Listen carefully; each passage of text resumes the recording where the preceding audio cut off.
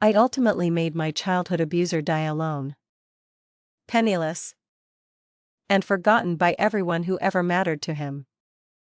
And it all started years later, when I decided that the statute of limitations wasn't going to be the final word on my story. The background is short and grim. When I was a young girl, just 7 years old, I was sexually abused by an adult male who volunteered at my school. Let's call him Mr. Evans. It continued for that entire year. And then, by some stroke of sheer luck, I changed schools for completely unrelated reasons. I never told a soul. His threats and manipulation were standard issue for these vile scenarios. I'll kill your family if you ever tell them. And what we do is a special secret. So, I pushed it all down and simply tried to forget. Years later, a friend confided in me that something similar had happened to her. We shared our stories, but hers was different. She had done things the proper way, she told a trusted adult. The man was tried, convicted, and jailed for a long time. Everything was wrapped up neatly. She was angry with me for my silence, arguing that I should have told someone. Even years later. Because what if he had hurt someone else? I explained that once the statute of limitations had passed, my hands were tied. Accusing him without a conviction could just open me up to a slander lawsuit. It felt like there was nothing I could do. But that thought started to nag at me. Was there really nothing I could do? My quest began with a simple Google search. It didn't take much to find him. Living far away now. His social media profile was completely public. And on it, I found a piece of news that shook me. He had terminal cancer. It didn't look like he was on his deathbed. But the clock was ticking. It was now or never if I wanted any kind of closure. So I sent him a friend request. My name is common. And I used a recent picture. He hadn't seen me since I was a child. So I doubt he even realized who I was when he clicked accept. I sent the first message, "Hey. I'm Maya from your time at the school. Do you remember me?" He said yes. I immediately asked for his phone number. "I just want to talk to you," I typed. He hesitated, saying he didn't think that was a good idea. I pressed gently. "It's been so long. There's nothing that could happen.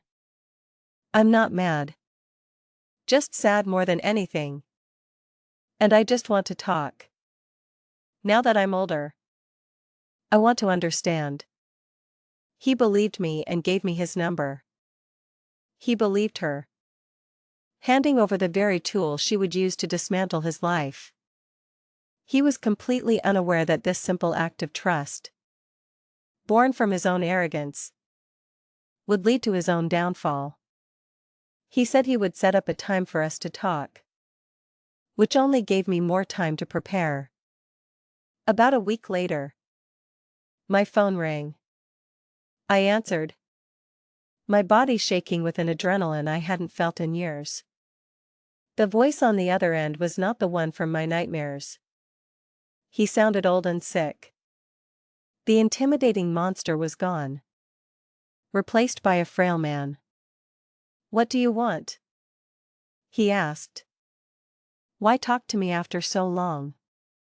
I took a breath, my voice steadier than I felt. "I just need to hear from you what you did to me so I know I'm not crazy." He refused, saying he couldn't do that. I reminded him that the statute of limitations had long expired. There were no legal consequences for him anymore. "I know you're dying," I said. "It would clear your conscience to finally talk about it. It's a win-win. Right?" He still said no. This revealed his greatest fatal flaw, his belief that he could still control the narrative. That he could manipulate his way out of a lifetime of guilt with a few carefully chosen words. It was an arrogance that would ultimately seal his fate. "That's a shame," I said calmly. "I had hoped to get closure from you directly. But I guess asking your wife and son I saw on your profile will have to be enough." It was a complete bluff. If this didn't work, I had nothing left. There was a long pause. Then, "Fine." He started with a bland, dismissive statement, "I was inappropriate with you back then." "Not good enough." I pushed him. I questioned him, demanding specifics. Ignoring his discomfort, I pushed and pushed, bringing him right to the edge of hanging up. Until he finally broke. He admitted everything. In detail. When he was finished, his voice hollow, I thanked him and asked if his conscience felt better. He said yes. "Good," I said. That was all I wanted for both of us. Then I hung up. Now for the real revenge.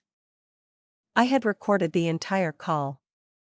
It was perfectly legal, we both lived in one-party consent areas. I uploaded the audio file to a cloud drive and sent the link to his wife, Sarah, and his adult stepson, Leo.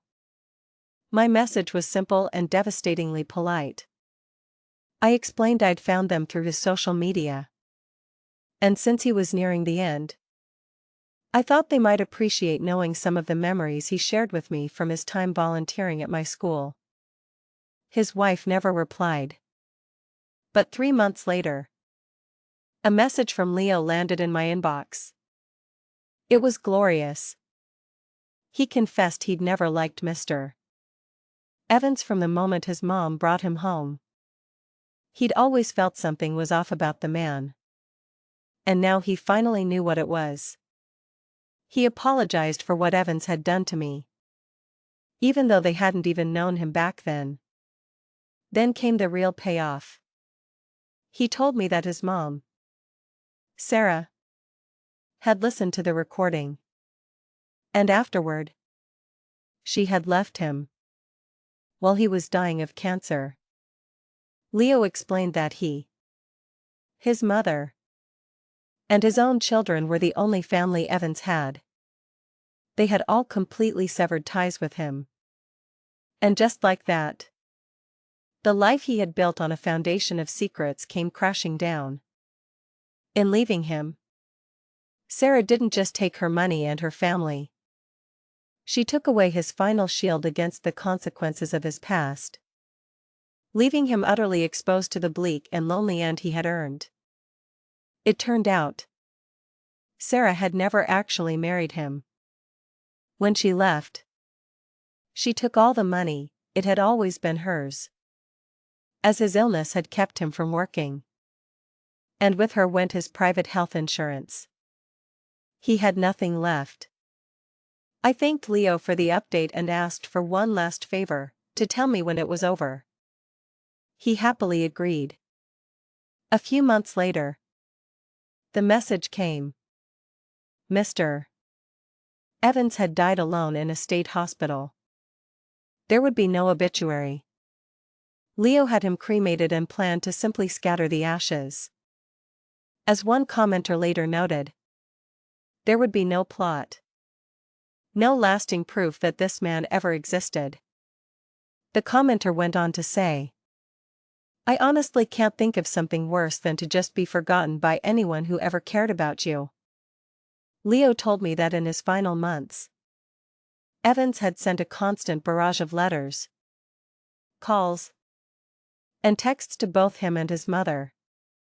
They never responded once. He died knowing that his actions had finally, decades later, ruined his life and stripped away everything he held dear. It felt like a fitting ending. But in the end, The vengeance just felt meh. It didn't erase the past. I'm over 30 now. And this is behind me. You never truly get over something like this. But I've accepted that it's a part of me. It just doesn't define me. I'm a much happier person now. Something which, as one person wisely commented, takes time and professional help to achieve. It took years of therapy to get here. And even now, I'll always wish that I hadn't believed his lies back then. And that I had just told someone. This story shows that while official justice may have its limits, personal resolve can forge its own path to accountability. Yet, it also serves as a poignant reminder that even the most complete revenge doesn't necessarily heal the original wound. When the system fails, is taking matters into your own hands justified? Let us know what you think in the comments below.